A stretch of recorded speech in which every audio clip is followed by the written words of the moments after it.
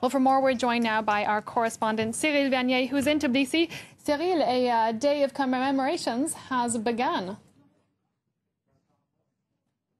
Well, that's right. Georgians have chosen to mark the one-year mark since the beginning of the war with large-scale commemorations. I'm standing on Freedom Square in the center of the capital, Tbilisi.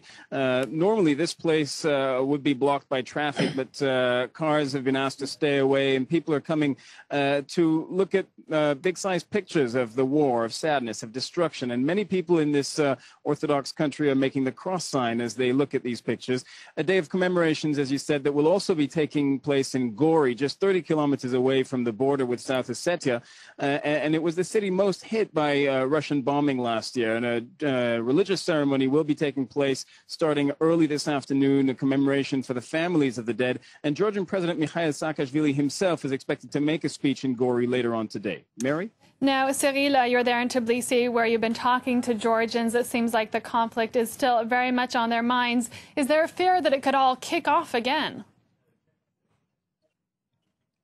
Well, that's certainly the lessons that the Georgians learned from last year, from August 2008. They had been expecting a conflict, not just for the months before it actually happened, but for several years before. And when it happened, it took them by surprise, and it taught them just how quickly sporadic fighting can evolve into full-blown war. So they've been on a knife's edge ever since. Now, of course, this is not true of all Georgians. The further away you are from that flashpoint, from the boundary between South Ossetia and Georgia, the more appeased people seem to be.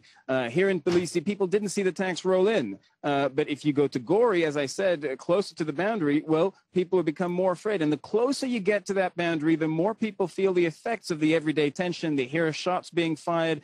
There are cross-border raids. And those people are extremely afraid that another conflict could start. Well, that's a day of commemorations. We'll be following with you, Cyril Vanier. Thanks very much reporting there from Tbilisi.